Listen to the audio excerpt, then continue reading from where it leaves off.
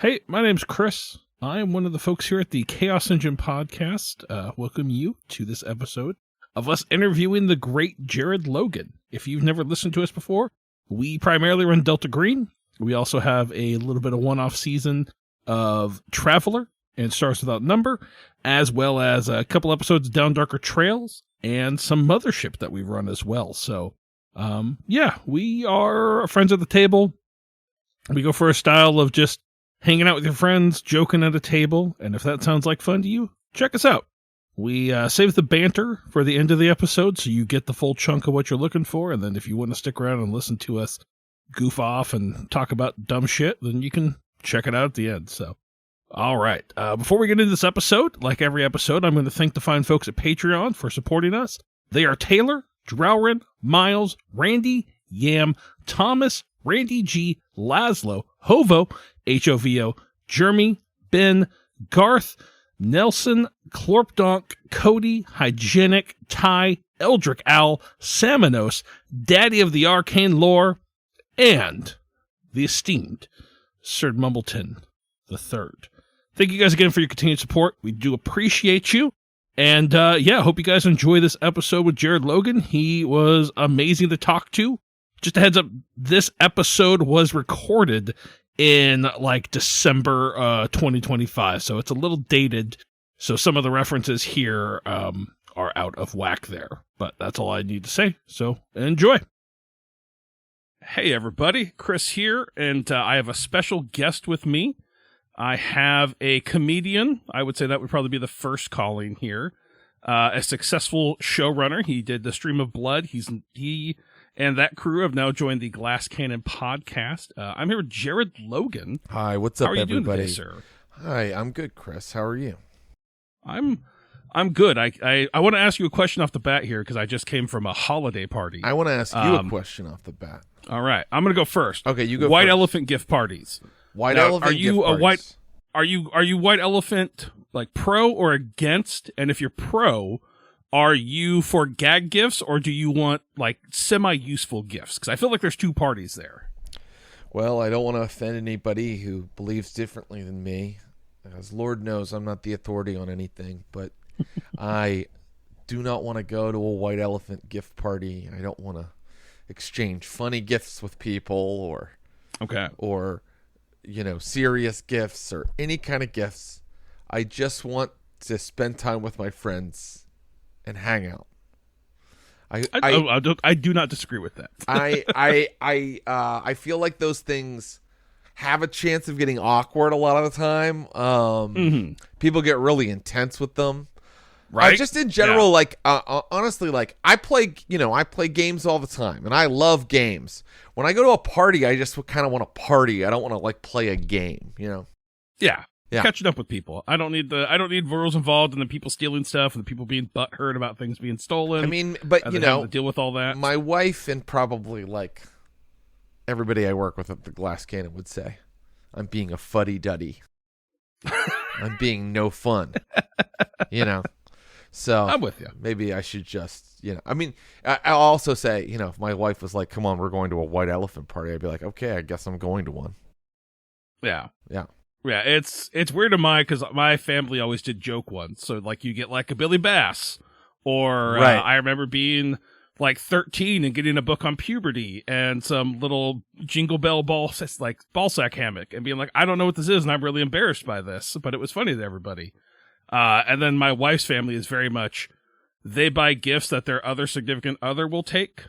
So they hey, we're gonna buy this hose. And I really want a hose. And so then they'll put it in there and their significant other will take the hose and be like, oh, I didn't think we had a hose here. So it's really weird. It's like two dichotomies. There's a lot going on. Better. Yeah, I don't know. I guess both are fine.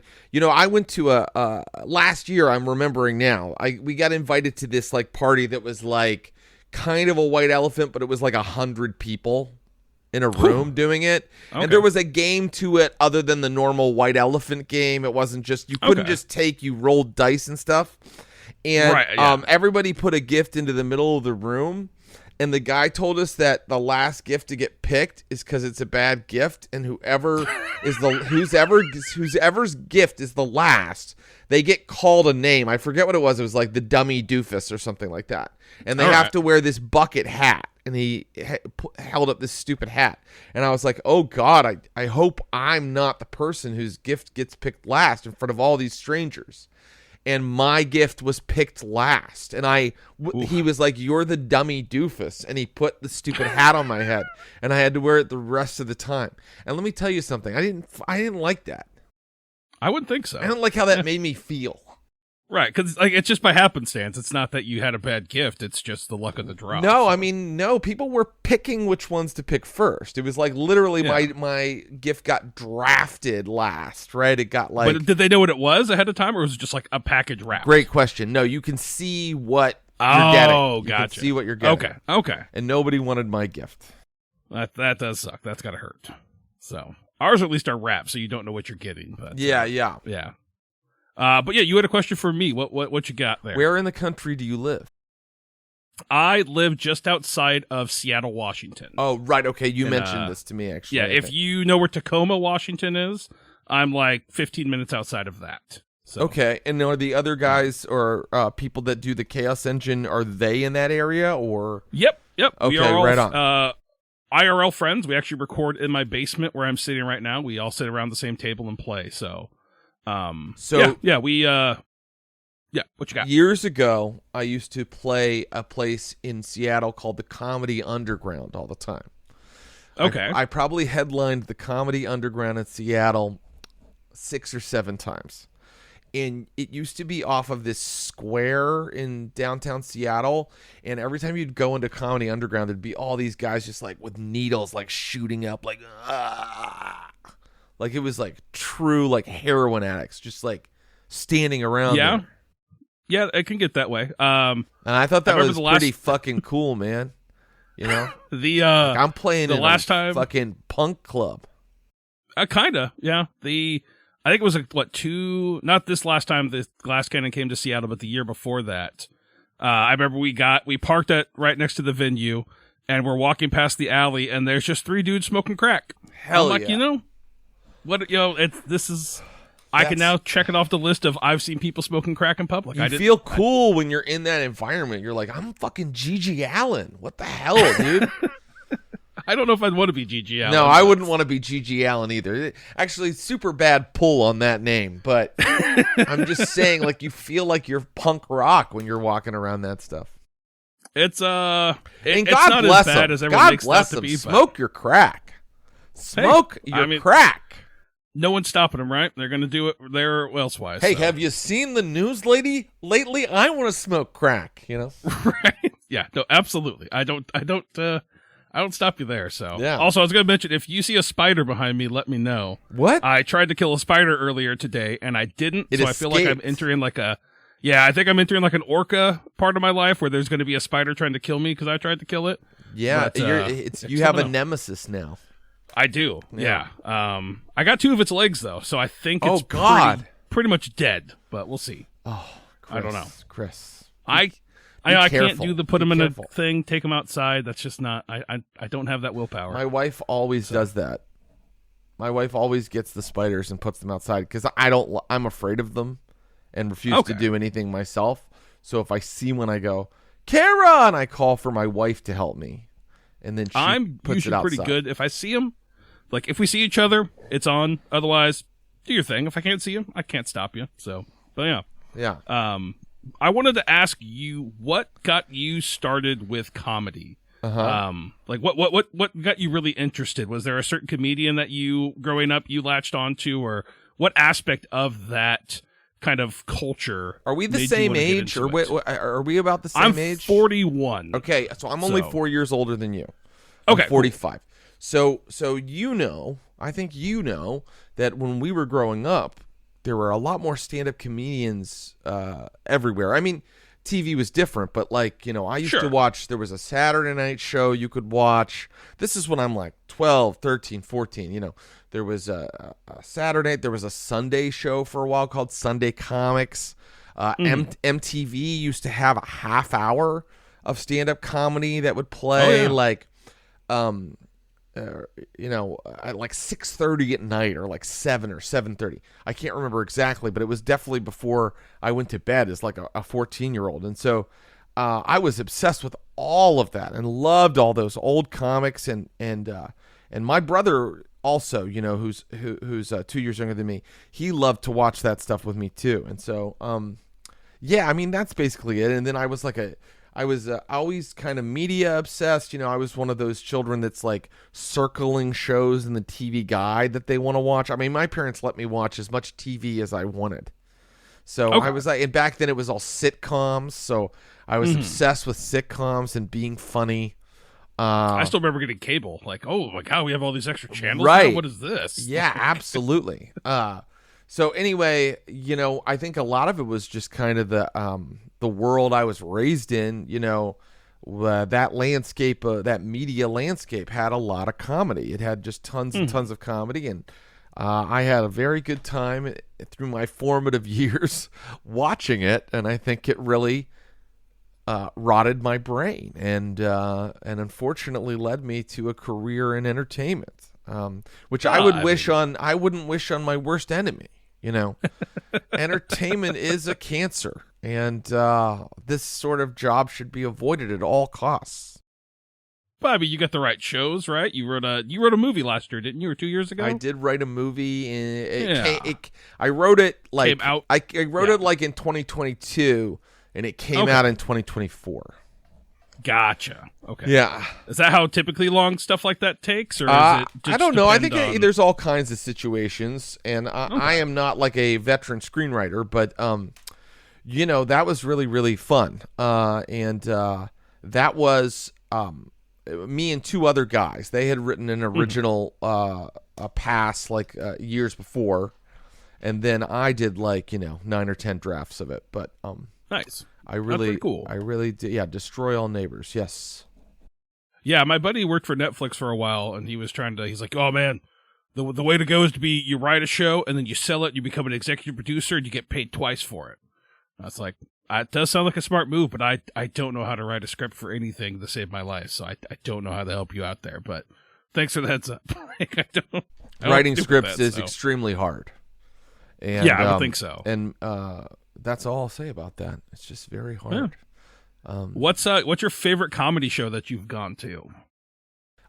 Stand-up show? Yeah. Oh, geez. Well, that's a great question. Back in the day, the cool shows were what they called alternative shows, alternative comedy. So you're talking about Rififi in New York for a while, which was like kind of like Eugene Merman and Bobby Tisdale and people like that. And then in LA there was Comedy Death Ray, which was like a Scott Aukerman thing. And then there were a lot of other like really cool shows like that in both of those cities. And for I lived in Chicago from 2003 to 2008. But I would visit New York. I would visit LA. And that's when I was really just doing stand-up all the time, So, and I would go to these kinds of shows. There were so many amazing bar shows and shows that were outside of comedy clubs. Now, at least in LA, I won't speak for New York because I haven't lived there in a little while. Now, LA, a lot of those little alternative shows, those little bar shows are gone. It feels like a lot more comics. Okay. It feels like a lot more comedians, I think that they... they'd like to get really paid, so they're at the club, right? If they can possibly be at the club, because back then a lot of those little alternative shows paid a free beer or something like that. Gotcha. And you just trusted that one day you were going to make it, and that it didn't matter if you were getting paid now. But I think maybe comedians today are more pragmatic, and they're like, I think I'll go to the Improv and wait for a spot. Because there's more of a chance of eventually getting paid. And then, there's just less of those shows now, which is a shame because, that was like, you could see really weird stuff at those shows, stuff that just will never play in any club. You could see really weird creative stuff. And, interesting. Yeah. I think a lot of comedians now are just like, well, I can do most of what I do online now. They're like, I put out a video every day, or more than one video every day, and then And then because I have a big following, occasionally I do like a real big paying show. You know, like that Netflix special, or is that kind of the new thing to try to get it on? I mean, a Netflix special on Netflix or any of that stuff. I think any comedian would be very happy to have a Netflix special for sure. But people also, they do it up and they produce up a YouTube special now. Sometimes, Netflix is not going to pay you to come over to them, so they're like, whatever, I'm going to put my own money into it, and and try to monetize this like YouTube special. People do all kinds of things, but I mean, I do think that there are a lot more people that, the majority of their work as a comedian is online. And I think some of those people are like in the same age I was when, for me, I had to just go on stage every night. I had to just do a show every night. I did, when I lived in New York, from 2008 until 2015. And when I lived in New York, once I had gotten my feet there and I introduced myself to people and started getting on shows, I was doing 7 shows a week at least, right? Oh, jeez. A lot of those would be a 10-minute set. Mostly they would be, honestly, and a lot of those would be like, I'd do 2 in one night, and then I just wouldn't have anything on Wednesday. But on the day I didn't have anything, I would still go to a show. That's all I goddamn did. Goddamn did for. I mean, let's see. It started in Chicago. I mean, I feel like for 10 years of my life, all I did every day was go to a stand-up show and perform in it, or go to a stand-up show and watch and hang out.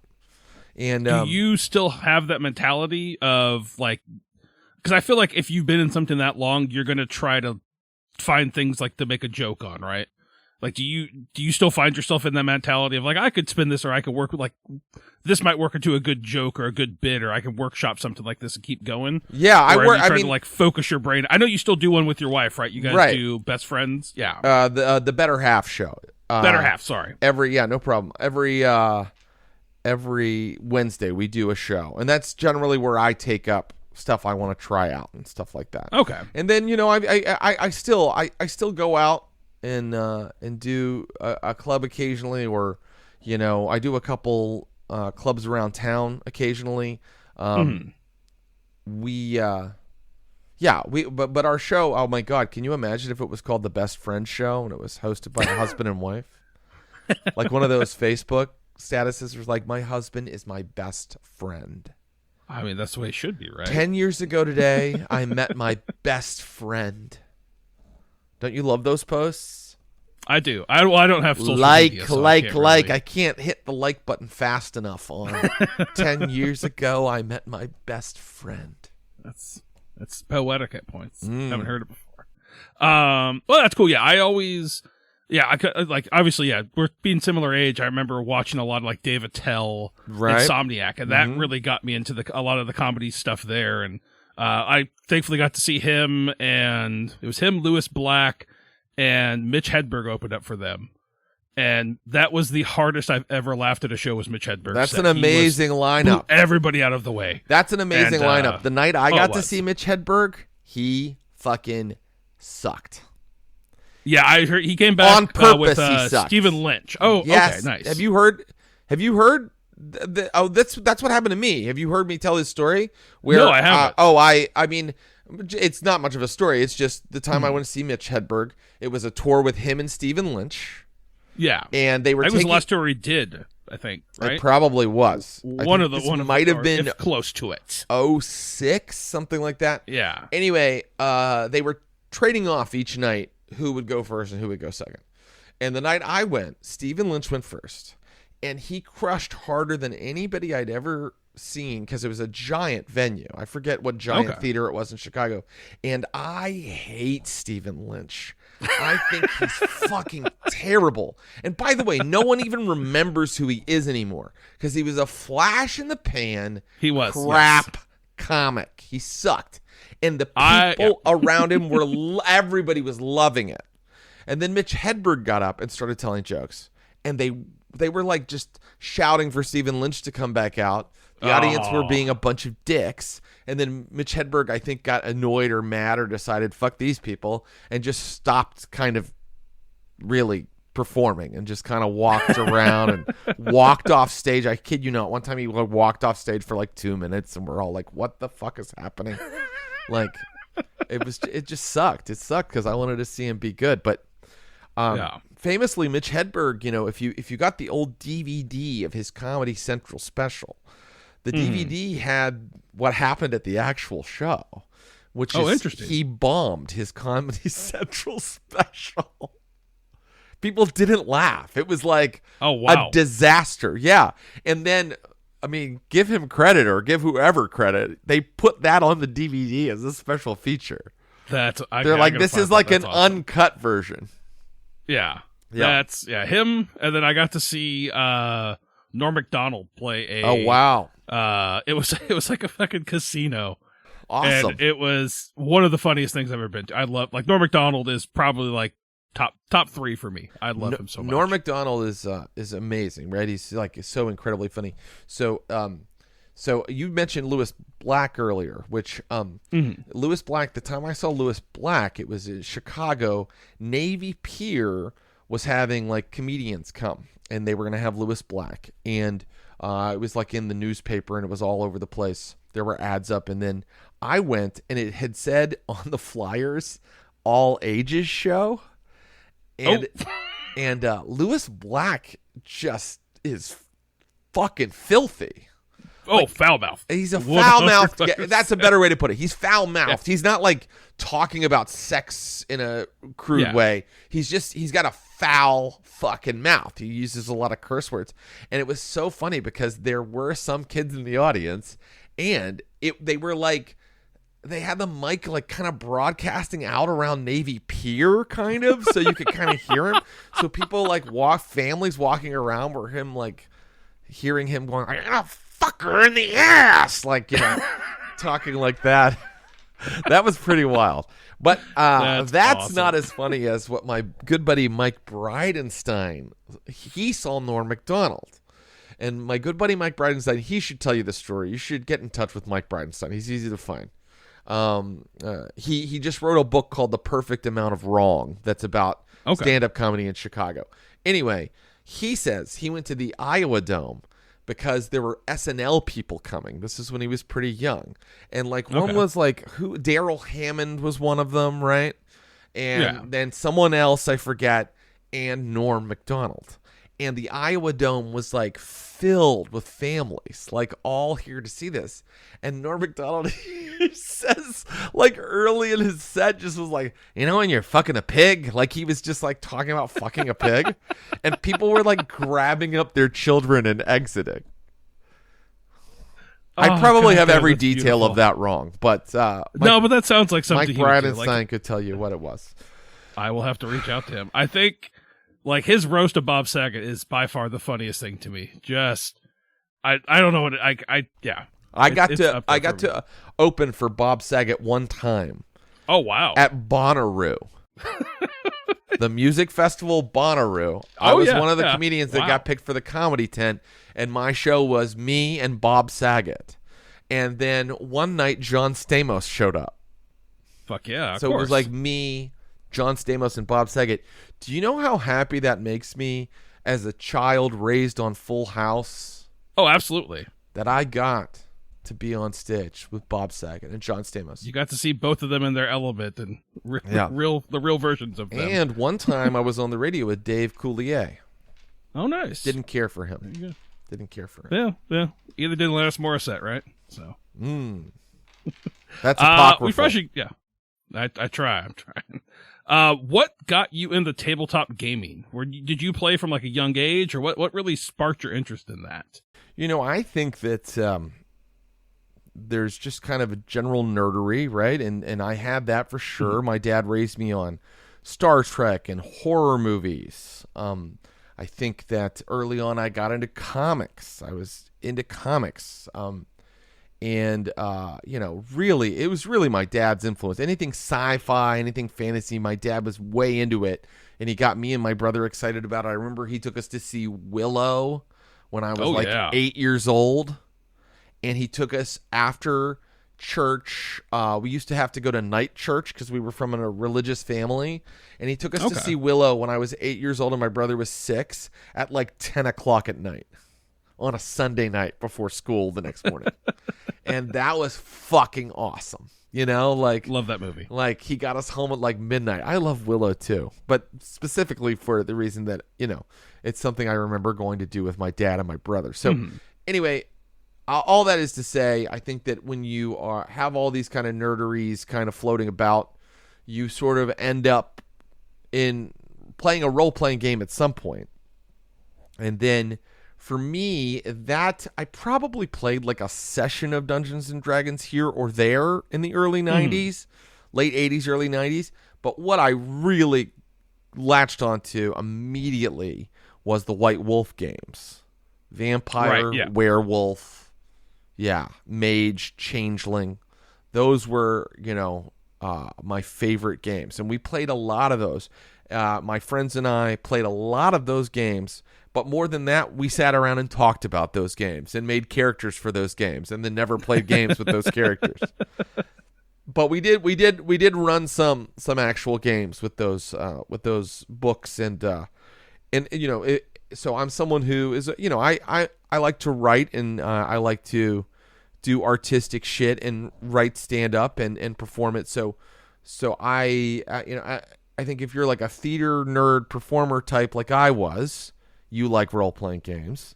And then if you like reading fantasy novels and sci-fi novels, well, it's got that aspect too. It kind of combines all of my favorite things into one thing, you know. Oh, no, 100%. Yeah. Yeah. No, yeah. And some of my most hated things it doesn't involve, like exercise, you know. There's no exercise in role-playing games.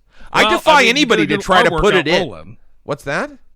You got to roll the dice. You got arm movements, hand movements, and stuff like that's that. That's not. I mean, if you're breaking a sweat with your dice, I think you're rolling too hard. That's true. Very true.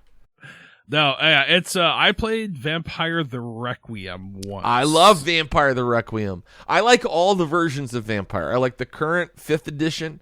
I like all the Vampire the Requiem stuff. Yeah.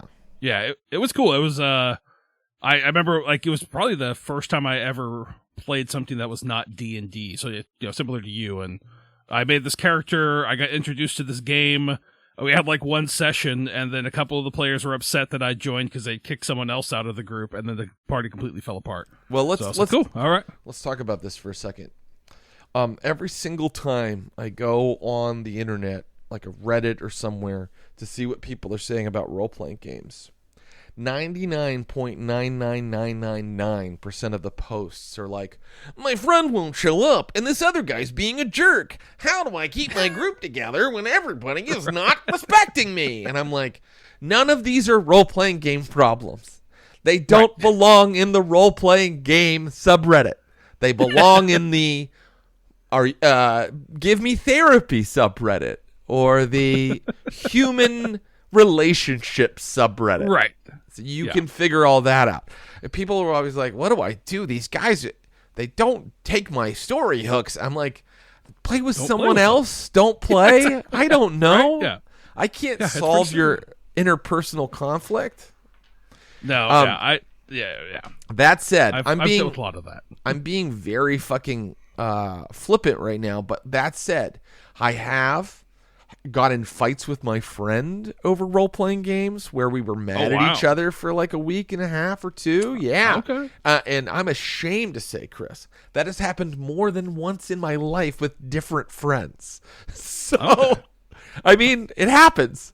Or like, you know, I've definitely seen people who I think are great, smart, cool people get so upset during a role-playing game, you know, angry. I mean, I don't mean like triggered by some kind of awful content, but like angry that a die roll didn't go right, or, you know, the game didn't go the way they wanted. I've seen them get so angry they have to storm off and stop playing. I mean, these these games, you know, they can bring out a lot of emotions in people, and they do like kind of strengthen your friendship, or, you know, sometimes test your friendship even a little bit with the people you're playing with. I find that if you don't know someone at all and you play a role-playing game with them, you at least like kind of you get a really good vibe of what they're like, I think, from playing a role-playing game with somebody. Because it's just a very intense interpersonal activity. You know? Well, yeah, you have to be vulnerable. You're showing a side of you that not a lot of people show, right? Like, oh, well, I have to pretend to be this other person, and not everybody's going to be comfortable with that, right? So you're putting a lot of trust in the other people there to not make fun of you or judge you for how you're going to go about playing this character that you've developed. So that's absolutely right. I would put it exactly that way. Is that you're vulnerable, you know? I used to run games for the public back in before I had children, right when 4E became 5th edition. So I ran into plenty of, I don't know how I'm in this situation, and I don't know why I'm in this situation, and I don't know how to get out of it. So that really helped strengthen me as a GM. Just like, what the fuck is wrong with you? So you mean you were running for, like, conventions or, like... my friend had a comic shop. Oh, it was right called on. D&D Encounters. And so I would run... Yeah, I would do 4th edition for that. There was me and another GM. And then eventually he stopped showing up, so I would have to run... I think one time I ran 2 tables at the same time. Amazing. 4th edition D&D. Oh my God. 2 combats where it would be like, I would get combat done at one table, and then I would go to the next table and do their round of combat against the exact same enemies, and I'd go back to the other table. Amazing. And it was a lot. And I'm like, what? Yeah. But I love doing it. Like, it's something I've always found really fun. But yeah, the weirdest experience was we had this 11-year-old kid show up. And I don't know what his problem was. He was kind of this, he was a mouthy kid. And so we're playing this game, and we help him make a character. We start playing this game, and he did something, and another character made some sort of flippant comment to this 11-year-old. And this other guy was, at the time, probably in his 40s, like late 30s, early 40s. And the kid just looked at him and goes, "Your girlfriend's fat." I'm just like, whoa, what the fuck? And then the other guy goes, "I will fucking bury you where no one will find you." I'm like, time out. You're threatening a child. That's, let's just think about what the fuck we got going on right now. It's like, both of you, let's get the fuck, like, you can go now. We're not going to play anymore. It's like, wow. What the fuck? What is happening? It's the Wild West. It's the Wild West in those was, gaming shops sometimes. I guess, yeah. And after that, then I had kids. I'm like, I can't do this anymore. Sorry. I gotta be a parent. So yeah. That's awesome. I dungeon mastered 4th edition in New York. I had friends and we played, and I got to 13th level with them of 4th edition. And nice. What a very difficult edition to run.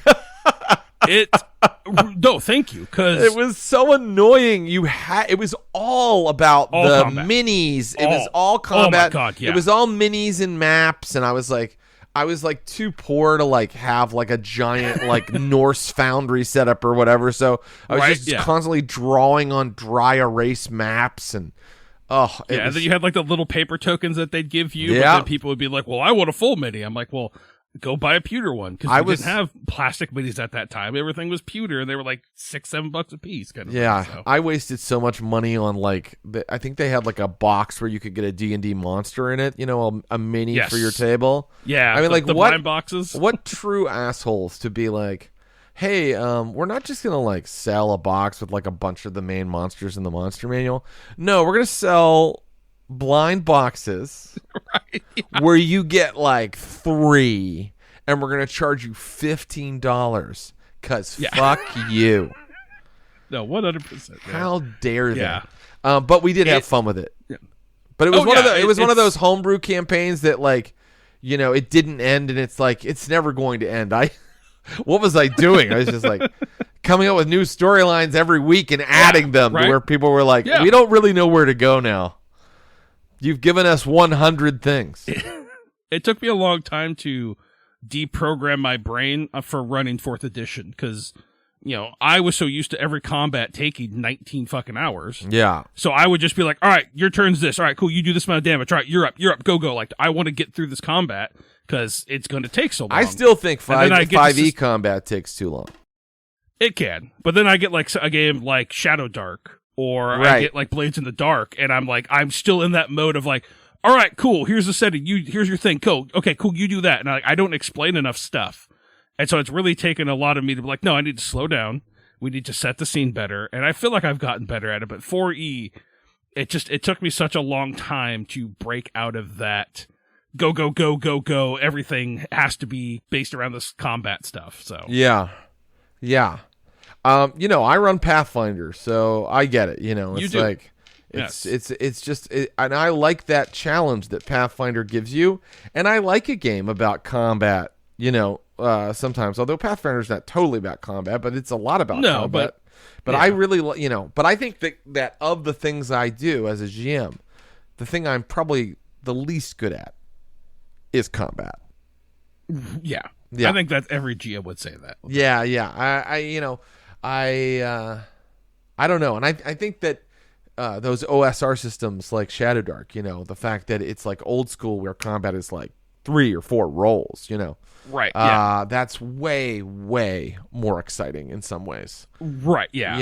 When you're in hour 2 of a combat and, you're all cycling through your special abilities, of which you have 22, and you're just, it's just not case of point. you stopped basically any F20, fantasy D20 game. Basically is like one game, and then when combat starts, you're basically playing Warhammer, which is an extremely different type of game. Yes, you guys, Pathfinder 2e, I have a home game doing Age of Ashes, and they are 16th level, I think 16th or 17th level, and we had our last combat was 4 hours, and we didn't finish the combat. And so we're on a cliffhanger in that combat. Which, by the way, 4-hour combat. It's so impossible to end your game, your home game, in the middle of a combat, because, unless everybody was taking excellent records, and then you have to photograph the fucking board like a crime scene. Yep. It's such a giant pain in the ass. That's why, Joe O'Brien tells me about these Order of the Amber Die guys, and the way they play is they play twice a year, but they play for a whole weekend for 13 hours a day, and then they get through an entire or half of an AP. Do you know what I mean? And that's fucking awesome. That is a lot. That's a lot, but that's mainlining your Pathfinder. Oh, you know?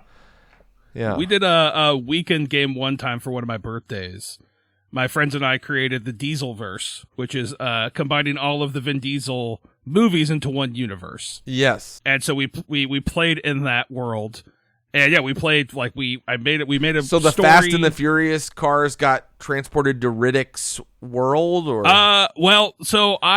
the idea behind it was every world has a VIN number. And I took the idea from the Fantastic Four, which is the Council of Reeds, right? But there was a Council of Vins, so and then the whole premise was that every world, Vin Diesel world, had an anchor that was a Paul Walker like character, right? So, and then the witch hunter guy, his Paul Walker character died. And as his world was dying, he was so angry at that he decided to wipe out the rest of the Dieselverse and kill the rest of the Paul Walker. Is Vin Diesel in a witch hunter movie? Yeah, The Last Witch Hunter, whatever it is. He did The Last Witch Hunter. I missed that one. You know what? I don't really like Vin Diesel. I'm indifferent to Vin Diesel. Yeah.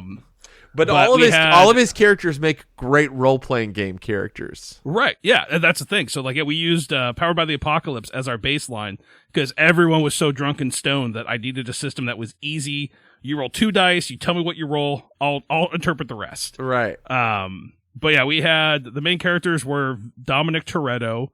I think Groot was the other one. We had a Street Shark because there's an old commercial of him. Oh, I remember that. Sharks. I've seen that. Yeah, it's amazing. And then the fourth one was supposed to be the breakdancing one, but he backed out at the last moment. So wow. But yeah, we played for 8 hours straight, just telling the story in this house, and it was a blast. But yeah, I love that. I love doing an all day kind of game. My birthday's in next month, and I told my friends I would like to just play because I play a home game, but I play it it starts at 8 o'clock, usually on a weekday. We get to maybe do it twice a month because we're all, adults with families and stuff. And when you start at 8:00 and you're someone with kids, like I wrap it up by 10:30. Right. Yeah. So I play for like 2.5 hours, and I also always try to like have the story done. Like that night's story. That night has a story, and that story is done. Right. So that way, if people are not there the next time, because people come in and out, then it's kind of like, okay, it's the same campaign, but now it's a new 2.5, 3 hour story that we're doing. Interesting. What system are you running that in? Oh, I'm running Mage the Awakening. Nice. First edition. Okay. Nice. I like it. That was one of my questions is, do you play any home games? And now we know. So that's my home game right now. And I think we've had 6 sessions of it. Okay. Cool. Nice. And I'm really loving it. We played last night. There you go. Yeah. So I kind of wanted you started Stream of Blood as kind of a COVID project, right? I think that's what it was. Yes. And I remember I first learned about you and Stream of Blood through obviously the Tin Whistles. Right. And watching you guys play through that. And then I would tune in, and I remember watching the show with I think it was Ross Bright and the Adam from Adam Ruins Everything. I'm like, oh shit, this is awesome. And just watching, I think you guys felt like a unicorn. And it just like bored everybody. But it was just cool to see that type of energy and that type of I want to say more chaotic type of storytelling that you had versus like the traditional glass cannon style. Oh, really? What do you mean? You think that my style was more chaotic? Yeah, I think you are a better GM at going with the punches that is thrown at you.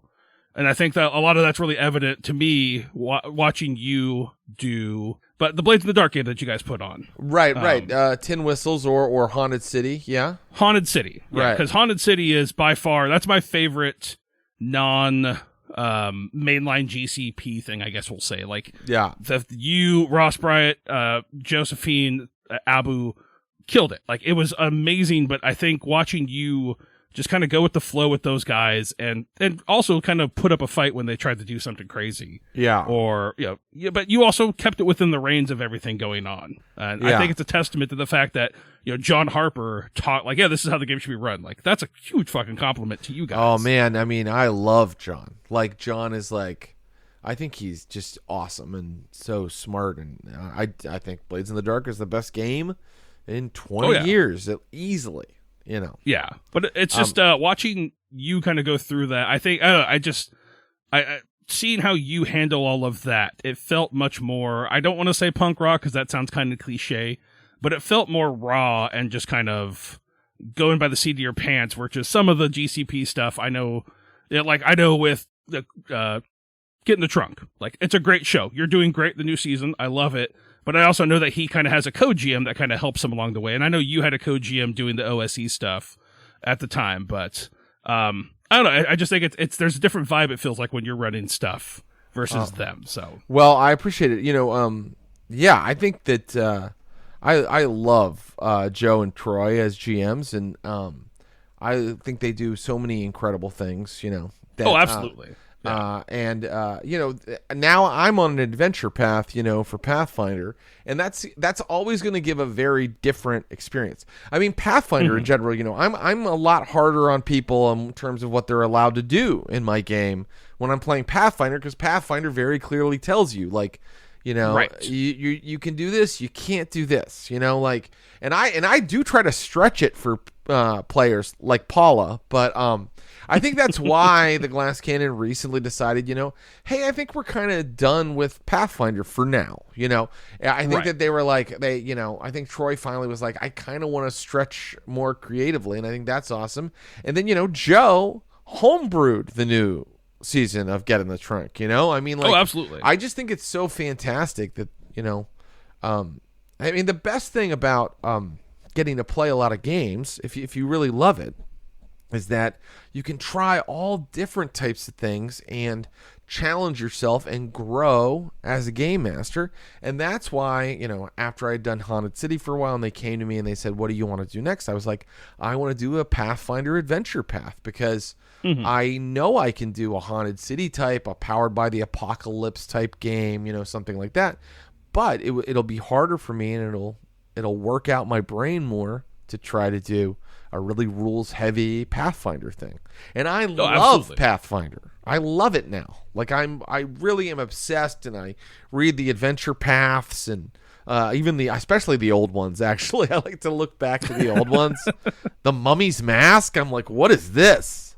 Because I love mummies. I'm not even joking. So I did not know that. Oh man, I'm a giant fan of mummies as a monster, and as like a real historical thing that happened. Okay, interesting.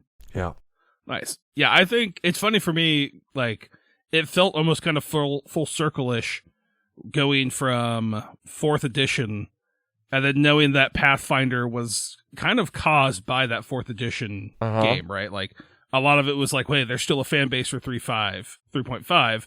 Let's put our own spin on that, and those paths diverged.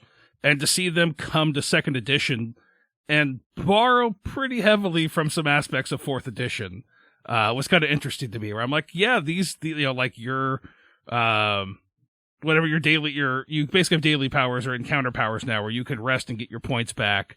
That kind of stuff. Where I was like, that's pretty much just an encounter power, but you give them points to spend for it. But it was interesting to see that. I mean, I love 2nd edition Pathfinder remastered.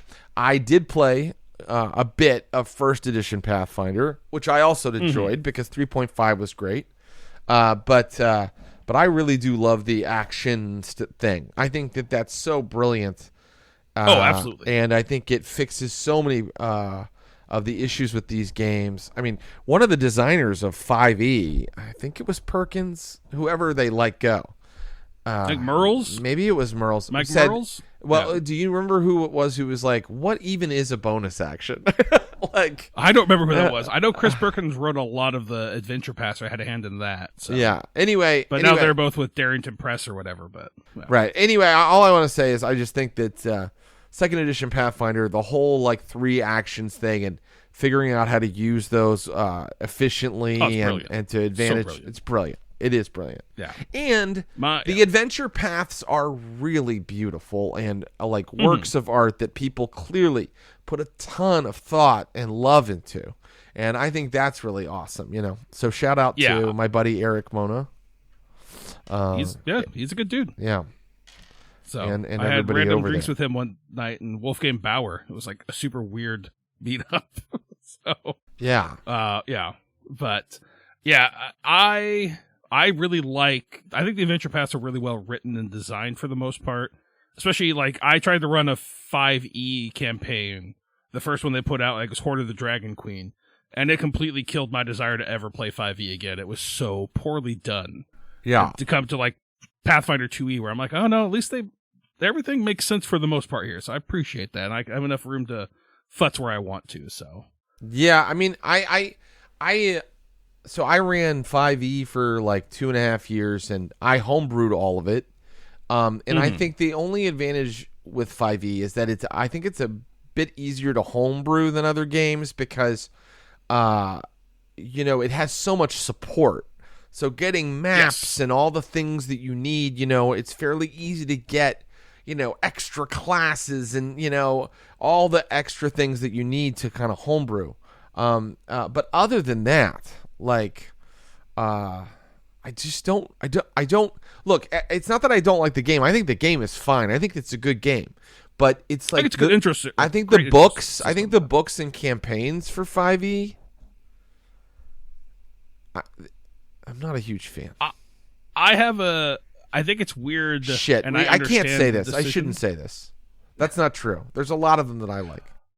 Well, I think it's the design philosophy, right? Like, they are choosing to go the route of subclasses. They're going to keep their core classes, your fighter, rogue, wizard, warlock, all those kind of things.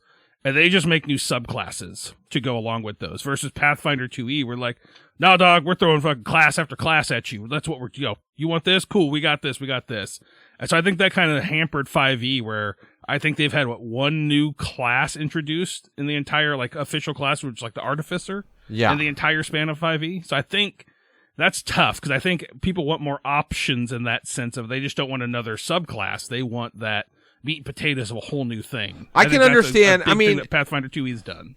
I really shouldn't say I don't like 5e books because I actually really love some, but I guess I guess like with what you were talking about, it's like you really don't want to add too many classes. They're like, how does this thing like significantly different from other classes? 4e had so many classes. Remember how many it had? Oh yeah. So I think that they're trying to be like. I think 5e's trying to be like not experience what do you call bloat, because a lot of RPG kind of products, they start to bloat and then there's like too much stuff to keep track of, and I think 5e tries to kind of keep it kind of tight and efficient, and in that I think they do a good job. But Oh, absolutely. Yeah. Like I said, I think it's a great intro system for people to learn how to play this game. Well, that's it. That's it exactly. Because it has to. 10-year-olds play 5e. 8-year-olds. They're not probably going to play Pathfinder. No. So Pathfinder's more for old guys like me and you. Who? My 11-year-old started playing 5th edition recently at his school. They have a strategy club, so now he's playing D&D there, and I, being me, I'm just like, oh, well, what are you playing? He's like, I'm a wizard. I'm like, cool. What's your spells? He's like, oh, I have Eldritch Blast. I'm like, well, that's a warlock, buddy. You gotta. And I'm like, why? Just let him think it's a wizard. Just let him have it and be happy that he's playing and enjoying this story. But I feel like, no, that's a warlock. What's your hit bonus? What you doing? I'm just like, and I'm telling my brain, I'm like, stop. You need to stop this. Like, you're not helping the situation. But. For years, my wife and I have gone to this camp in Vermont that's called a family camp. So parents and their kids come for a week and stay there. And I played, and I'm the D&D guy there. So we play D&D sometimes, especially when it rains. And I've played with like so many kids, and that's really awesome. Or like playing at that family camp was the first time I had played Dungeons and Dragons with like a 70-year-old woman, like, oh wow. Like you get all kinds of really like different types of people and all kinds of kids, like, and it's such a different experience because people who are new to the game or who are just young kids, they don't have all these preconceptions about what they're supposed to do or how it's supposed to go. And they don't know how to optimize their character. So they haven't like absorbed that there's like a right way and a wrong way to do it, which is bullshit anyway. And so that is why I love 5e, because of those experiences I've had playing 5e. Oh, absolutely. Yeah. So I wanted to ask you a couple questions about Delta Green here, because I know obviously you're in the newest season. Things are getting spicy by the episodes that have been released here, but what's been your favorite thing about Delta Green so far? Well, I had the Delta Green big book that came out in the 90s. Yeah. I had, I remember having it in college. I loved it. I read it cover to cover. Pagan Publishing. Dennis Dittwiller and those guys were doing Pagan Publishing. They put out another book of adventures, like 1920s adventures, called Mortal Coils. It's awesome if you can get your hands on it. Mortal Coils is the shit, dude. It's got like the most fucked up, imaginative, original Call of Cthulhu scenarios you can think of. And really at the end of the day, when you're talking about what is great about Delta Green, it's Tynes and Detwiller and these guys who are just really good writers. They're just really good writers who know the horror genre. They actually know like the horror genre, and they know, and they know how to write a story. And now, is his name Caleb Stokes? Is that the name of the guy that did like Caleb God's Stokes, Teeth? Yep. Now they've got more guys that are that good, like who just like write these compelling, really fucked up scenarios. And I think that, the Delta Green stuff that has come out is some of the rare RPG material that's fun to just read. So a little while ago, after like spending some time with Joe O'Brien, you're always thinking about a different game because you discovered something, or you're like, I want to go back and read that again. So I hadn't thought of Delta Green in a long time, but then Joe was running it and he was telling me how much fun he was having with Impossible Landscapes. So then I was like, I'm going to read some Delta Green stuff. Well, of course, cut to me just like buying all the current Delta Green books and like, of course, just like being obsessed with reading. I mean, I think every adventure in Black Sites is like a gem. It's like a fucking great adventure. Some of them are too fucked up for me to ever run. Oh yeah, but I only respect that. I respect that someone went there and tried something. 100%. Yeah, and so those are my thoughts on Delta Green, and I'm lucky enough right now to be in a Impossible Landscapes game that meets every 2 weeks. Because but here's the thing: don't tell my GM. Don't tell my GM because he's. I don't know who they awesome. are, so I can't tell them. So I read the first part of Impossible Landscapes. Oh no! Back when it was in a Delta Green anthology in like the late 90s, early 2000s, when it was just the night floors. So I remember it really well because it was a mind melter back then. Like you read it and you were like, this is awesome. Like what an awesome idea. Right. So I remembered it for, and so as we're playing the night floors portion of the campaign, I'm like, oh yeah. But as a character, I'm just acting. I mean, as a player too, I'm just acting like I've never encountered any of it before. Right. But I don't know what happens later in the campaign at all. So I'm excited. Yeah, that's one of the podcasts that we're kind of friends with. They're starting to do God's Teeth, and so we're planning on running God's Teeth when we get everyone back together. And so I can't listen to it. I'm really bummed out because that campaign seems like such a. Just a mind fuck, like you said. I think it sounds like one of the craziest things I've ever someone's written. So I'm very, very excited to dig into it, and I get to play it, so that's going to be fun.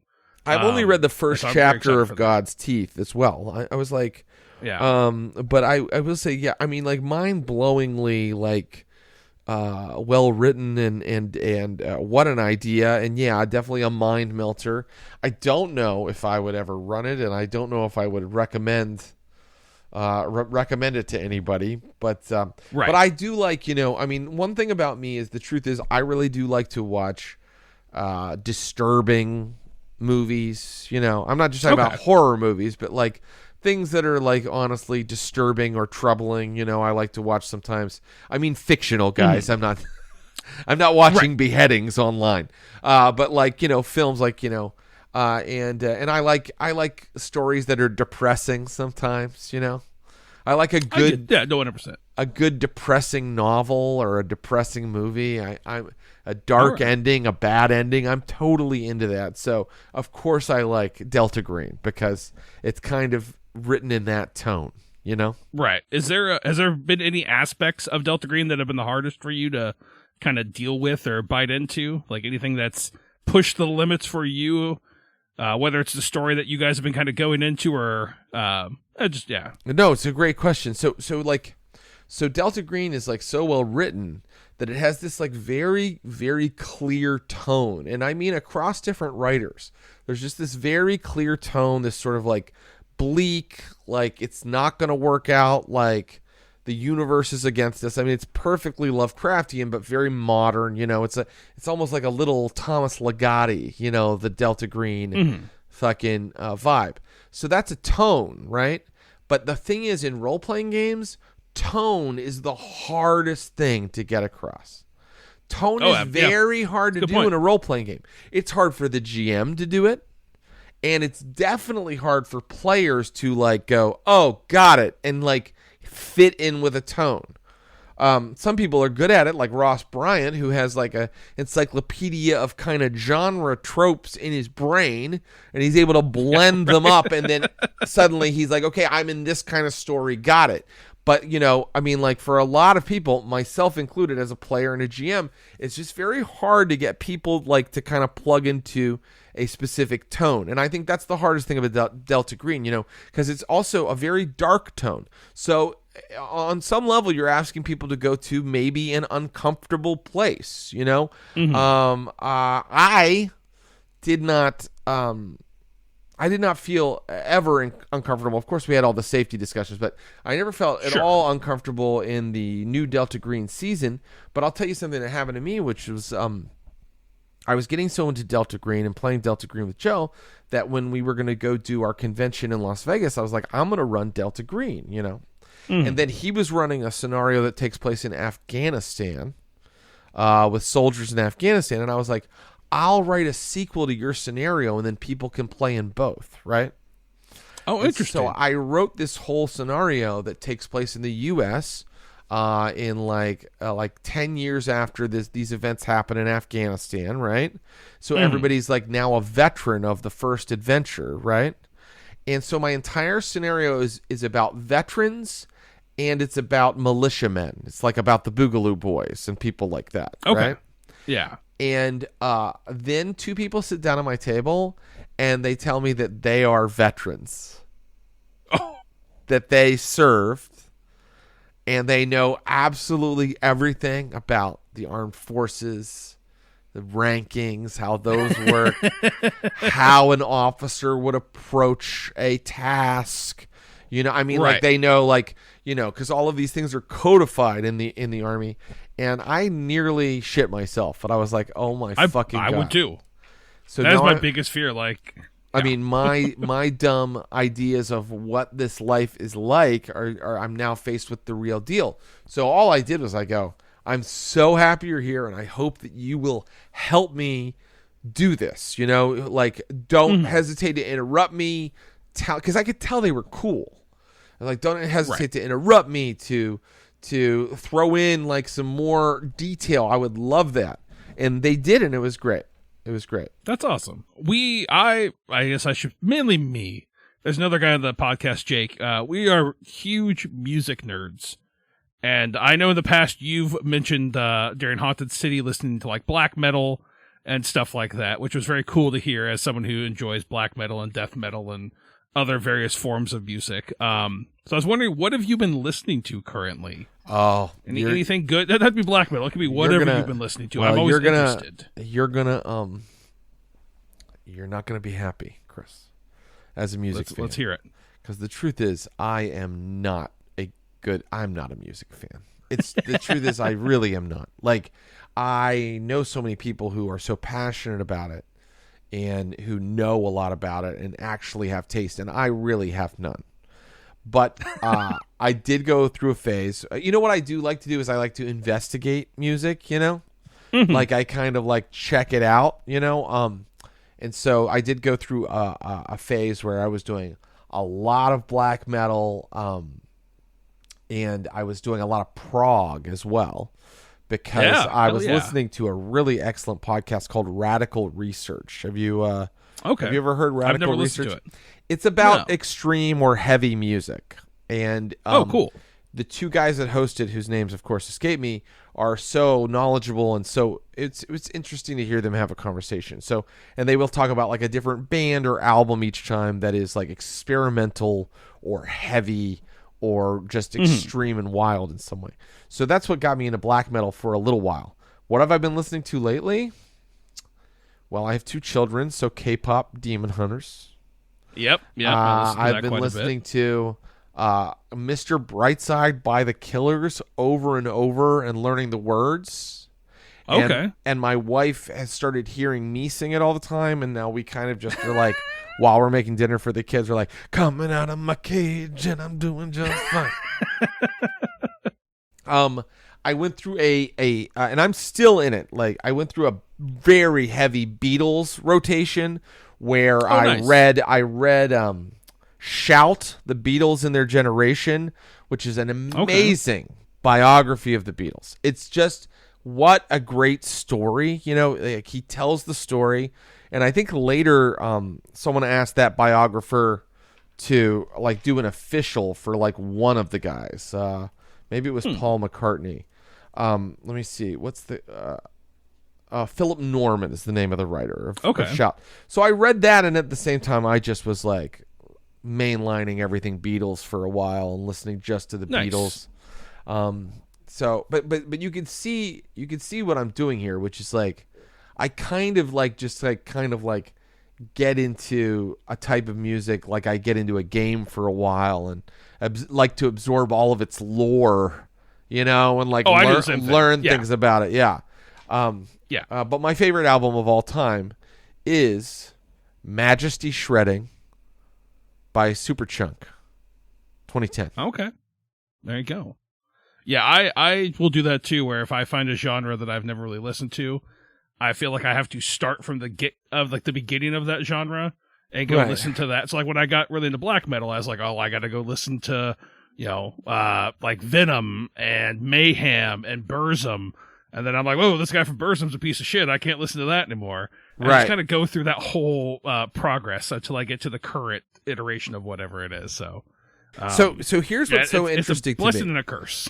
No, it is, right? It's a blessing and a curse because, like, in a way, we're, like, so lucky to be able to have instant access to all of this stuff and to, like, do exactly what you're saying, which is really make a study of it and go, like, oh, I'm going to find out what influenced that and what influenced that. And then from that, I discovered this other thing that I like just as much or love even more. And, like, but the other thing is it's, like, this thing where, like, because it's all accessible all the time, we all go down these like rabbit holes, and then we get so far out deep in the rabbit hole that like you're like, wait, has anybody else looked into all of this? And then you have to like seek out people who will talk about it with you, but you find out that there are vanishingly few of those people because everybody's down on their own end of the field digging into something else, right? So like I just find like, it's weird, like being nerdy like that. Like, I really like to read old novels, like Charles Dickens. Goddamn, what did I read this year? I read Vanity Fair by William Thackeray. I've read books by, all of that old shit, Middlemarch, all that stuff, Wuthering Heights.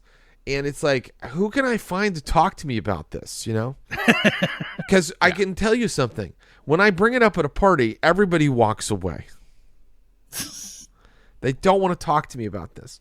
So, like, it's like, can I go on Reddit? Oh, I'll go on Reddit. And then you go on Reddit and you see the discussion. And you're like, these idiots. And you just shut the browser before you post something. Pretty much Reddit. Yeah. No, yeah, it's cool. Yeah, I don't know. It started, I think it was college for me. Like I remember taking like a history of music and learning about like Duke Ellington, and all this shit. I'm like, this shit slaps. Like, all right, I'm cool with this, and then just going from there and finding all this weird stuff. That sounds awesome. To just like go to a college and take a history of music course. Yeah, like what a pleasure. That sounds like if you asked me what would be like a thing you would love to do, I would love to do that. I would love to like just take college classes all the time and then get paid to do that. Is that a job? I don't think so. No, I don't think so. No, I think you have to pay. I think that's just a way to accrue a lot of debt. I mean, pay to take the classes. You could rack up a ton of debt and then just die before you have to pay it off and then leave it to your family and kids, but that's not your problem anymore. But what I think was a way to get around it. Really funny is like, because I was a humanities student, so I was a theater major, but I also would just take a lot of history and philosophy and stuff I was interested in. And then for me, like the class was like, I'm being entertained because I want to hear about Kierkegaard, right? Like, so talk about that. This is fucking cool. And it's so funny because in the humanities, I feel like you kind of just sit and listen and you learn stories. But like in a math class or like in a science class, like they're expecting you to actually be able to do something. Right. That's where I took business. That's what I got my degree in. So okay. Everything was based around like business scenarios and stuff like that. It's like I don't fucking care about this. I don't care. But yeah, it's interesting. But yeah. I know nothing. Speaking of books, I don't either. I have a degree in it. And I can't tell you much about it except for that it makes money somehow. So it seems too vague, doesn't it? I have a business degree. Right. What kind of business? Well, general administration. Well, it's like my wife, she's a teacher, so she went to, and I was like, well, my wife, I went to the same college as my wife, and I was like, I guess a business degree would make the most sense to have. Like, it would. It's a good idea. So. Yeah, it's better than a theater major for sure. Yeah. Well, you talked about books, so I wanted to kind of end here with: has there been any other interesting media that you've been consuming recently? Yeah, like, that'd be a book, a movie you've seen, anything like that. Yeah. So my last couple books have been, I finished the Chronicles of Amber, the first Chronicles of Amber by Roger Zelazny. Those are fantasy things for D&D people because they're in the Appendix N, that old Gygax Appendix N. The Chronicles of Amber, and it's so funny because I started the Chronicles of Amber like 7 years ago, and I read like the first 3 and then stopped. And then this year I was like, I'm in the mood for that again, and I read the last 2 of like the first cycle. And I read King Sorrow by Joe Hill. That's Joe Hill is Stephen King's son. Yeah, it's his son, yeah. Yeah, he has it's a big, thicky, 800-page kind of horror fantasy novel about a group of friends that summon a dragon. And then the book takes place over like 20 years of their lives after summoning this dragon. Pretty cool. And then right now I'm reading The Magic Mountain by Thomas Mann, which is like a 1920s. I think it won a Nobel Literature Prize. I think. Oh, damn. Okay. And it is very interesting. I didn't know if I could hang with it for a while. I was like 100 pages in, and I was like, I don't know if I'm getting this or enjoying it. But now I've stuck in long enough that I think I am enjoying it. I think it's really, really fascinating. So, and I only read The Magic Mountain because I read Haruki Murakami, the book Norwegian Wood. And in Norwegian Wood, Haruki Murakami, like, name drops, like, 11 novels the character's reading.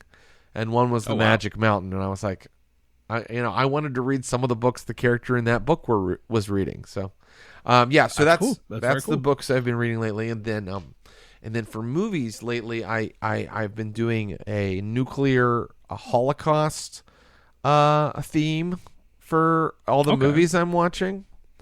So not post-apocalyptic, not Mad Max, but like when the bomb is actually dropping.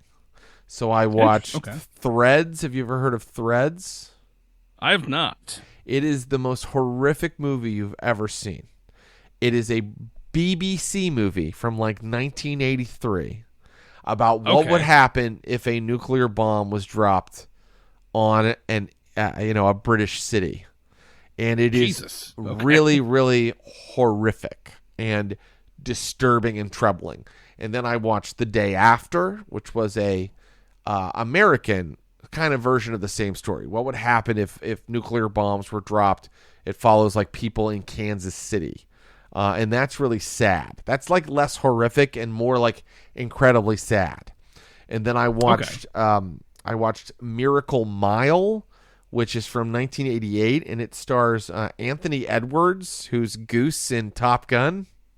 Yes, sir. Yes. And he's a jazz musician who falls in love with a girl played by Mare Winningham. And they're going to go on a date the next night. And before they meet up, he catches a phone call from a phone booth, and it's a guy in a missile silo telling him that the bombs have been launched. Oh, wow. It's a really weird, good movie. I really liked it. Okay. That sounds interesting, yeah. But wait, I've got one more. Okay. I watched War Games with Matthew Broderick. Do you remember that movie? I do remember that movie, yes. When was the last time you saw it?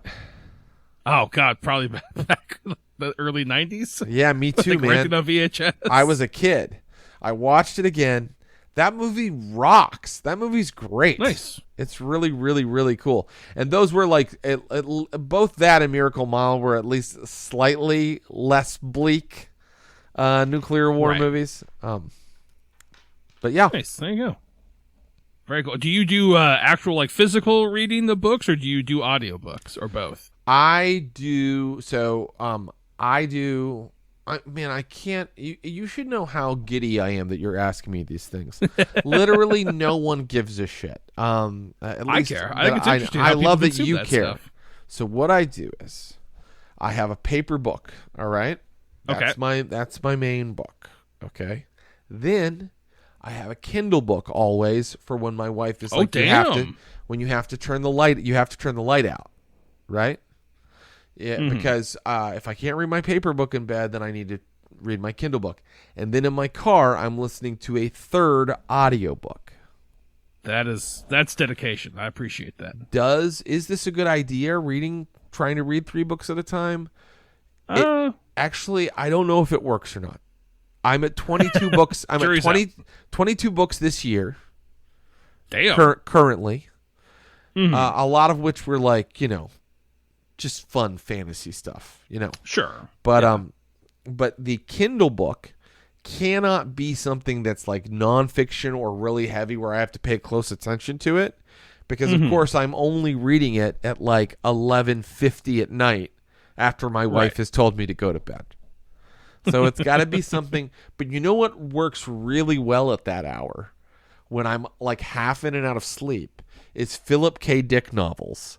They're like extremely like simply written, and I don't mean that in a bad way. He just uses very simple syntax and language, and they're like weird and dreamy anyway. They're like mind bender dreams, and you read those late at night, and it's just like fucking awesome. So I can see that. There you go. Yeah, and then in the car, I really only listen to like action or sci-fi fantasy things on audiobooks, because if God help me, if you gave me a nonfiction book in the car on an audiobook, I would lose like 55% of the information. I listened to I listened to a conspiracy theory book on audiobook recently, and it was it was so wild that I was so glued to it. I'm like, what the fuck is this guy saying? Like, how did he get to this conclusion that it just riveted me? So I didn't have that issue with that, but maybe nonfiction would be different. But yeah. Well, I just know that when I'm reading nonfiction, I'm failing, but I'm trying to absorb all of it, And in the car, it's like if I miss like 30 seconds because I'm taking a left turn, it's okay if I miss 30 seconds of The Expanse, I can pick back up from what I missed. So right now in the car, I'm just alternating between Joe Abercrombie and The Expanse, so I can try to finish both of those. Oh yeah, there you go. I like it. Cool. Well, I think I've taken up enough of your time here, sir. Sure. I appreciate you sitting down to talk with me, and it's been a pleasure. Like I said, I think you coming onto the network and bringing kind of your style was a really cool breath of fresh air for the Glass Cannon, at least for me. And seeing you continue on, the Game Garage, being able to see more like New Game Who This kind of style content was really cool. I mean, Worlds Without Numbers. We're playing Stars Without Numbers now, which is the sci-fi version of that. It was really cool to see you. Those games are go great. With that, and they are, yeah. So it's Jeremy just cool to see Crawford. Is it Jeremy Crawford? Jeremy Crawford, yeah. It is, right? Mm-hmm. Yep, yeah, what Jeremy a great Crawford. designer. So it was just cool to see. Yeah, so I appreciate you doing that, and it's just been really cool to see you guys come on, and the Stream of Blood was awesome. I a little bummed it's not there anymore, but I know you guys are all still involved with the network for the most part. So yes, yes. But yeah, do you want to plug anything you got coming up or anything? I know you guys got a new vampire show on the Last Podcast Network, right? Yes, I have along with Ross and Jackie and Henry Zabrowski and all the people over at the Last Podcast on the Left Network, the LPN network. There's a new vampire show. It's going to be 10 episodes. Okay. I think episode 7 came out this week, and super proud of it. And I think it's a really awesome game that Henry and Jackie were so amazing in it. Of course, Ross was amazing. So yeah, it's really awesome. No, absolutely. So cool. Well, again, thank you for your time, sir, and we'll chat with you later. All right, man. Stay in touch. Will do. Thank you. All right. Don't do drugs. No, I'm going to. So don't do them, man.